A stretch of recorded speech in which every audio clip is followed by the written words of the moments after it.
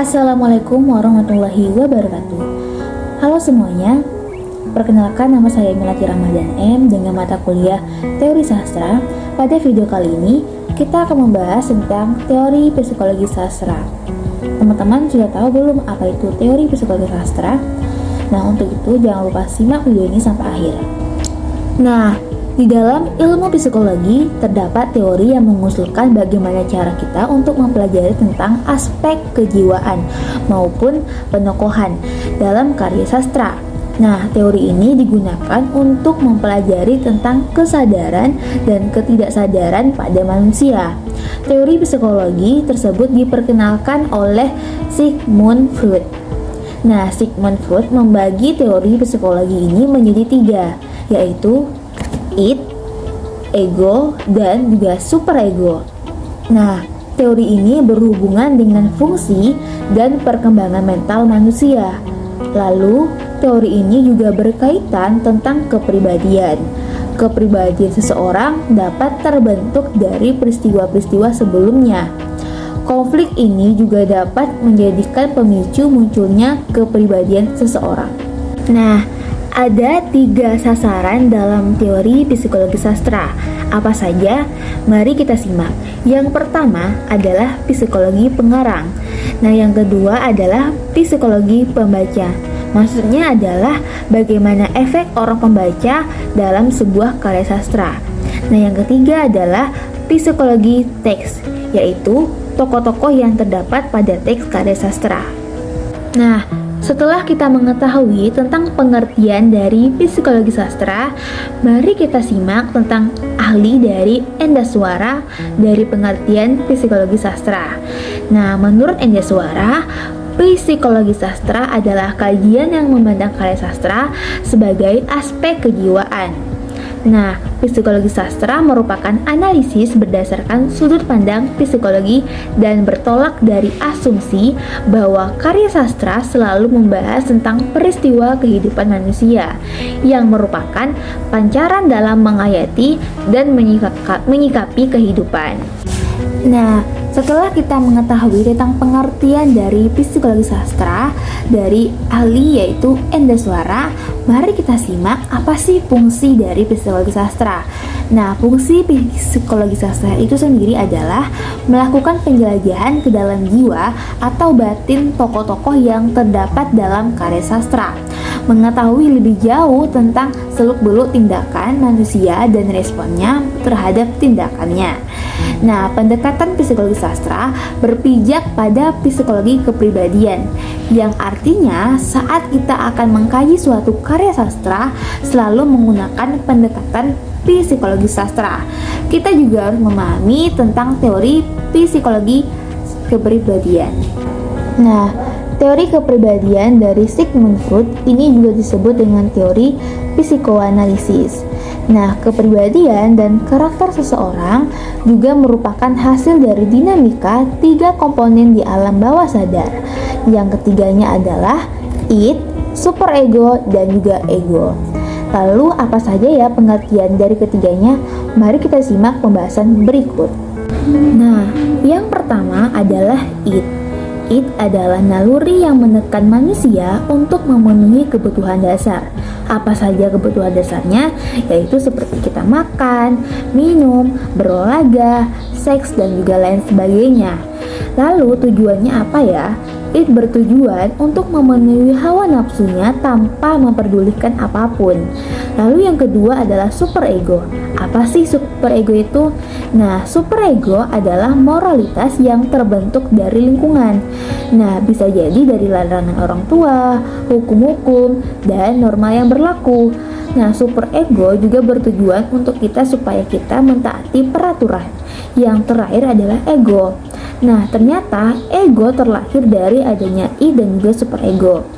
Id dan superego seringkali berbenturan karena tujuan id dan superego berbeda, sehingga memunculkan konflik batin. Nah, untuk itulah ego muncul sebagai penghubung antara id dan juga superego. Ego berada di alam sadar dan tak sadar yang membantu manusia untuk memutuskan dan menyelesaikan masalah. Itu adalah penjelasan dari id, super ego, dan juga ego. Nah, untuk memahami lebih lengkap tentang teori psikologi sastra, mari kita membedah atau menganalisis teori psikologi sastra dalam sebuah film, yaitu Ayla, The Doctor of War. Jangan lupa disimak. Film ini menceritakan seorang prajurit Turki yang menemukan gadis kecil di saat peperangan sedang berlangsung. Sulaiman menemukan Ayla yang masih hidup di antara sekumpulan korban atau mayat peperangan. Setelah itu, Sulaiman memutuskan untuk mengurus Ayla di tengah masa peperangan. Film Ayla, The Doctor of War merupakan film yang berasal dari negara Turki, rilis pada tahun 2017. Film ini diangkat dari kisah nyata pada tahun 1950 tentang seorang prajurit Turki bernama Sulaiman dengan seorang gadis kecil asal Korea Selatan yang diberi nama Ayla. Film ini menceritakan seorang prajurit Turki yang menemukan gadis kecil di saat peperangan sedang berlangsung. Sulaiman menemukan Ayla yang masih hidup di antara sekumpulan korban atau mayat peperangan. Setelah itu, Sulaiman memutuskan untuk mengurus Ayla di tengah masa peperangan. Nah, dalam film ini terdapat sudut pandang psikologi sastra yang dapat dianalisis menggunakan teori Sigmund Freud dengan struktur kepribadian yang dibagi menjadi 3, yakni id, ego, dan juga superego.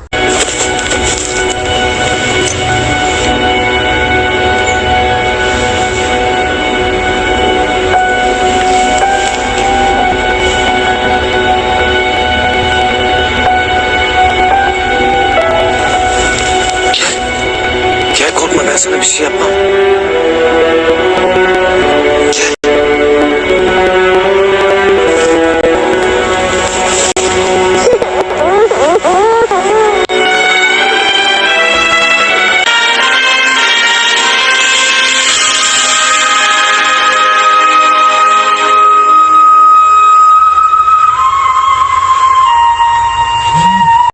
Langkah pertama pada analisis ini dimulai dengan id.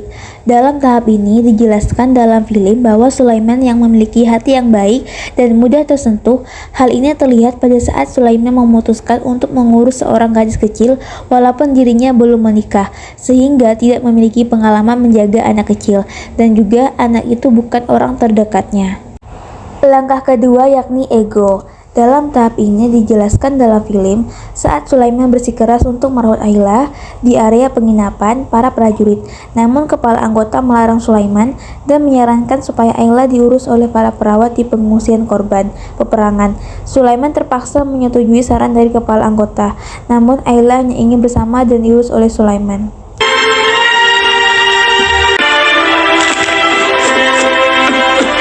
Biraz zor olacak ama orası kalmaz. Gemiye binince sessiz olacağız, tamam mı? Tamam. Süleyman, kız nerede? Açın valizi.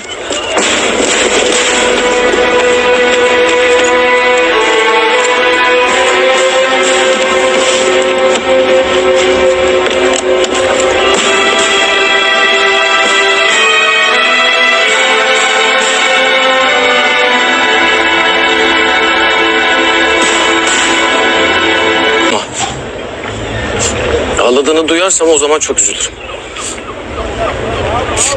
Tamam, belki biraz ağlayabiliriz. Ama ben gittikten sonra ağlamayacaksın, tamam mı? Söz ver bana. Söz mü? Söz. Aferin. Şimdi ben de sana bir söz vereceğim. Geri geleceğim ben, tamam mı? Geri geleceğim. Ve bu sefer hiç ayrılmayacağız. Söz mü? Söz. Babalar evlatları için mücadele eder. Onlara verdiği sözler için yaşar. Geleceğim. Söz.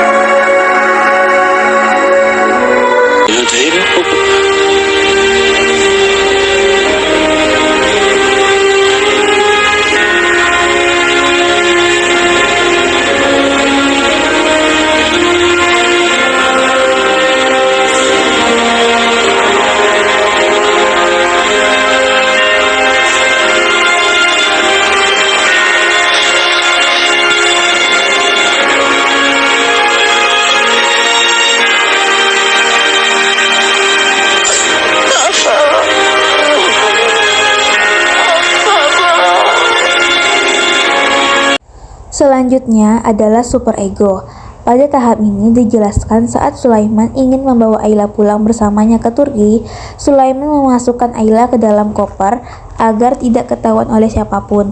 Dikarenakan Ayla adalah anak dari Korea Selatan, sehingga negaralah yang akan mengurus Ayla. Maka Sulaiman dilarang membawa Ayla ke Turki. Namun saat rencananya ketahuan oleh petugas, Sulaiman mengikhlaskan Ayla untuk tetap di Korea dan tinggal bersama anak-anak korban peperangan. Selama 60 tahun, Sulaiman tidak mengetahui keadaan Ayla dan selalu berusaha mencari di mana Ayla berada. Pada tahun 2010, Sulaiman dan Ayla bertemu kembali dengan keadaan yang sudah berbeda dan keduanya masih ingat satu sama lain. Ayla dan Sulaiman melepas rindu setelah 60 tahun berpisah. Baik teman-teman, sekian penjelasan mengenai tentang teori psikologi sastra. Semoga adanya penjelasan mengenai tentang teori psikologi sastra, lalu pembagiannya adalah id, superego, dan juga ego, serta menganalisis teori psikologi sastra dalam sebuah film, dan teman-teman lebih mengenal apa itu teori psikologi sastra. Jangan lupa simak, dan jangan lupa like, komen, serta kita tunggu video berikutnya. Sampai jumpa.